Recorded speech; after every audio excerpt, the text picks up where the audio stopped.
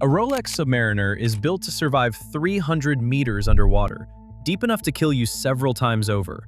Almost none of them will ever go past the shallow end of a swimming pool. That gap between what a watch was built to do and what it actually does on your wrist is the entire story of how watches split into types. Every type started the same way. Somebody hit a problem an ordinary watch could not solve, and the solution hardened into a category. 10 problems, 10 answers, most of them sitting on wrists that will never meet the problem. And one of those answers explains something that should make no sense: how a steel sports watch ended up costing more than the same watch in solid gold. Number 1. The Dive Watch. In 1953, a French Navy officer named Bob Maloubier wrote a specification for a watch his combat divers could trust at depth. A black dial, glowing numerals, automatic winding, and a rotating ring to track time underwater. Blancpain built it and called it the 50 Fathoms. The same year, Rolex launched the Submariner. Between them, they set the template every dive watch still copies. Deep water resistance, lume bright enough to read in pitch black, and that bezel. That bezel is the part everyone gets wrong.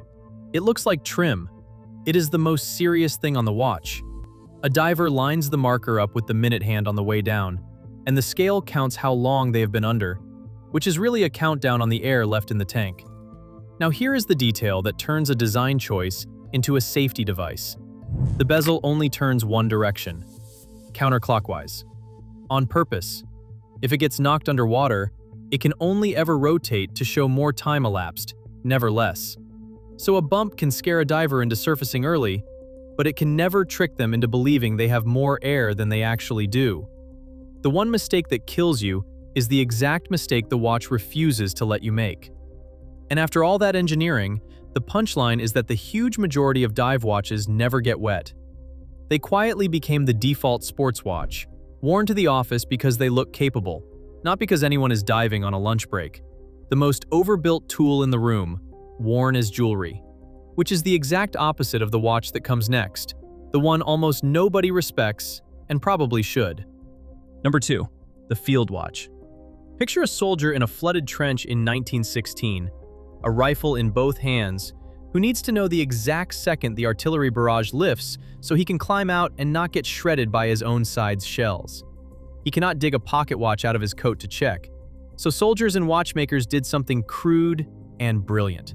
They soldered little wire loops onto the sides of small pocket watches and strapped them to the wrist. That is the moment the watch left the pocket and moved to the wrist for good. And it happened because of war, not fashion. The field watch that grew out of those trenches has one obsession. You can read it instantly, and it will not die. High contrast dial, fat legible numbers, a tough case, no clutter, nothing on it that does not earn its place. And here is what most of the watch world will not admit about it. The field watch gets written off as the cheap entry option, the watch you buy before you buy a real one. But strip away the snobbery, and it is the purest answer to the original question. What is a watch for? Telling the time clearly, no matter what is happening around you. By that standard, the plain field watch might be the best everyday watch anyone has ever designed. It just has the bad luck of being affordable. The next problem nobody had solved yet was happening 5,000 feet in the air. Number 3. The Pilot Watch. In the cockpits of the 1930s and 40s, a pilot at altitude had a fraction of a second to read his watch, often through goggles, often wearing thick gloves, sometimes in the dark. The German Air Ministry wrote a spec for it and handed it to 5 makers, including IWC. The result was the Flieger, the observation watch, and it was enormous. The original cases ran around 55 millimeters, roughly twice the size of a normal watch of the era. People assumed the giant case was a style flex. It came down to legibility. A bigger dial meant a pilot could glance down mid-maneuver and read the time without hunting for it, and the oversized crown meant he could wind and set it without peeling off a glove. Look at a real pilot's watch and you will spot the signature instantly. At the top of the dial, where the 12 usually sits, there is a triangle flanked by 2 small dots. That is not decoration either. In a black cockpit, spinning and disoriented, a pilot could feel for that triangle and know in a heartbeat which way was up. Orientation, built straight into the dial. Every Flieger on the market today still wears that triangle, decades after the problem it solved disappeared. Which brings us to the watch that turned telling time into a sport. Number 4. The chronograph. Strap a stopwatch onto a wristwatch and you get a chronograph. Two pushers, usually at 2 and 4 o'clock, that start, stop, and reset a second set of hands, with little subdials tracking the elapsed minutes and hours. That is the whole idea, a watch that also times things. Its natural home is motorsport. A driver, a pit crew, a stopwatch clicking off lap times. That heritage is why so many chronographs carry a tachymeter, the scale printed around the outer edge of the dial. People stare at that scale for years without knowing what it does. It turns time into speed. Time a car over a known distance, say 1 mile, start the chronograph as it passes the first marker and stop it at the next. And the second hand points to the average speed in miles per hour. No math, a racing tool baked into the dial. Now for the mistake even watch people make constantly. They mix up chronograph and chronometer. The two words sound nearly identical and mean completely different things. A chronograph is a function, the stopwatch. A chronometer is a grade, an accuracy certification a watch earns by passing days of precision testing. A watch can be one, the other, both, or neither. A cheap quartz chronograph times your eggs and is not a chronometer. A plain 3-hand Rolex with no stopwatch at all can be a certified chronometer. One word describes what the watch does. The other describes how well it keeps time. Confuse them in a room full of collectors and you out yourself in a single sentence. But the next watch was not built to time a race. It was built for a brand new way to travel. Number 5. The GMT, or travel watch. In the 1950s, commercial jets started crossing oceans in a single day, and a fresh problem landed in the cockpit. Pilots needed their home reference time and their local time at once. Pan Am went to Rolex, and in 1954, the GMT Master arrived. A normal 12-hour dial, plus a fourth hand that circles once every 24 hours, read against a rotating bezel marked in 24 hours. Set the bezel, and that fourth hand tracks a second zone. The fourth hand is the easy part. The real depth is which hand you can move on its own, and that quietly splits the whole category in two.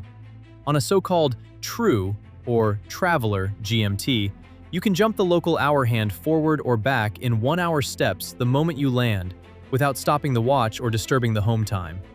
That is the pilot's version, the one built for actually crossing zones. On an office or caller, Greenwich Mean Time, the cheaper way to do it, the local hand is fixed and you set the 24-hour hand instead, which is fine for a guy at a desk in New York keeping an eye on the London office, but close to useless the second you fly. Same look, completely different watch underneath. And if you want every zone on Earth at once, the World Timer is the GMT's far more complicated cousin, a ring of city names spinning quietly under the dial. If you are getting something out of how these pieces actually work, a subscribe genuinely helps the channel keep going. Now to the watch that nearly killed the entire Swiss industry and then saved it. Number 6. The integrated sports watch. By the early 1970s, Japanese quartz watches were tearing the Swiss watch industry apart. Quartz was cheaper, and it was far more accurate than any mechanical watch a Swiss house could build. Buyers did the obvious math. Why pay more for a fussy mechanical watch that drifts by seconds every day, when a cheap quartz one is basically perfect? Entire Swiss companies went under. The stretch is literally remembered as the quartz crisis. Audemars Piguet was staring at collapse. In 1971, they gave a designer named Gerald Genta a single night to draw something that might save them.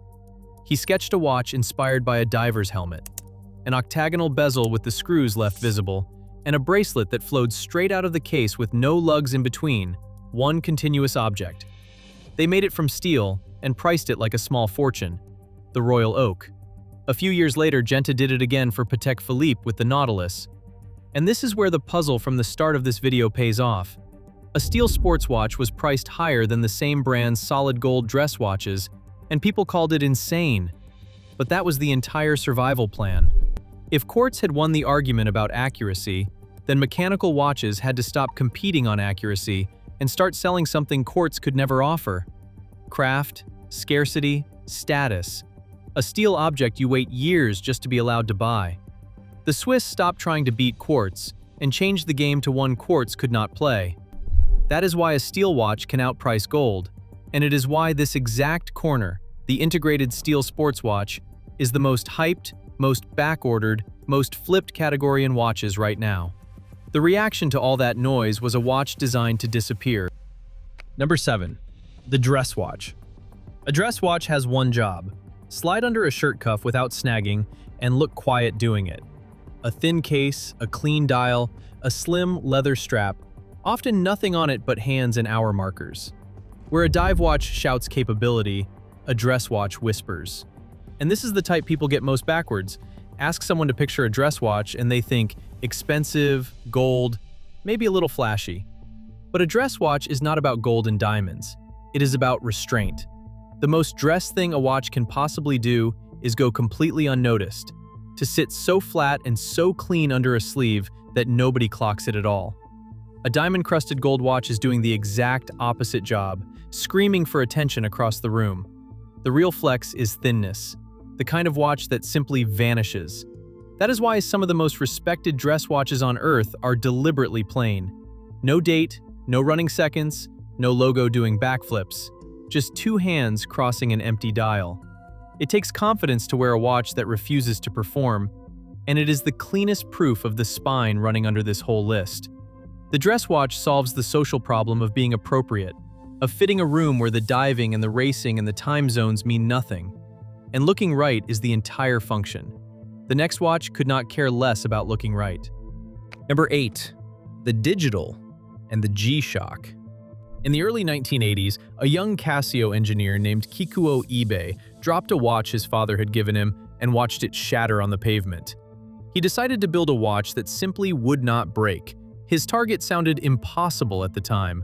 Survive a 10-meter drop, run 10 years on a battery, hold up to 10 bar of water pressure. His team built and destroyed around 200 prototypes and kept failing because the impact always reached the delicate module inside. Then eBay watched a kid bounce a rubber ball in a park and saw the answer. The center of the ball barely feels the hit, so he stopped bolting the module rigidly into the case and instead suspended it, floating it on a few points of contact with cushioning all around, so the shock travels through the case and never reaches the heart of the watch. That floating module became the G-Shock, launched in 1983, and Casio has since sold well over 100 million of them, which puts it among the best-selling watches in history. People write it off as a cheap plastic watch. It is one of the most over-engineered objects on this entire list, and unlike the dive watch sitting in a boardroom or the pilot's watch that never leaves the ground, the G-Shock is the rare tool watch that genuinely gets used as a tool on the wrists of soldiers, firefighters, and divers who need it to survive a day that would end any other watch here. Then the wrist got hijacked by something that was never really a watch at all. Number 9. The smartwatch. This is the one watch people cannot agree on, so it gets the shortest stretch on purpose. The smartwatch is the only thing on this list with no origin problem story and no defining mechanical feature. Every other type answered a problem the wrist actually had. The smartwatch did the reverse, putting a computer somewhere that already had a perfectly good solution sitting on it. And here is where I will say the unpopular thing. A mechanical watch from the 1960s still runs today and will outlive its owner. A smartwatch from 10 years ago is already a dead rectangle in a drawer, unsupported, obsolete, basically landfill. But this is the part where I hand it to you instead of pretending it is settled, because the smartwatch pulled more brand new people onto the wrist than anything in a generation. So the real question is not whether it is any good, it is whether the smartwatch is actually a type of watch at all, or a completely different device that just happens to live where a watch used to. Tell me which side you land on down in the comments. Because the next entry is not in any of these arguments. It plays a different game entirely. Number 10. The luxury watch. And this one breaks the pattern of the whole list, because it is not defined by a problem it solves or a feature it carries. It is defined by what it is made of and who is wearing it. A six-figure watch does not tell better time than a $30 Casio. That was never the point. The luxury watch is a signal that you do not need to know what time it is, because someone, somewhere, will tell you.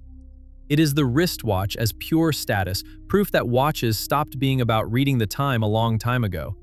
And that is the whole spine of this list, laid bare. Depth, the trenches, the cockpit, the racetrack, the time zones, and industries near death, the right room. Each one a problem somebody had to solve. The luxury watch solves the oldest one of all, which is wanting other people to know exactly where you stand. Now, the line that separates this video from every lazy copy of it, tourbillon, skeleton, and moon phase are not types of watches. They are complications, or in the skeleton's case, a finishing style. A tourbillon is a tiny rotating cage that holds the escapement, invented by Breguet in 1801. It is a part. You can drop one into a dress watch or a dive watch, and it does not create a category. A moon phase just tells you where the moon is. A skeleton simply opens the dial so you can watch the gears turn. And for everyone who keeps asking, spring drive belongs in the same bucket. It is a brilliant Seiko movement, not a type of watch. Every competitor video that lists those as types is quietly selling you parts as if they were categories. Which takes us right back to that Submariner, rated to 300 meters, sitting safe and bone dry at the bottom of a desk drawer. 10 problems, 10 answers. Almost none of them ever facing the problem they were built for. That is not a flaw in the watches. That is the whole reason we love them.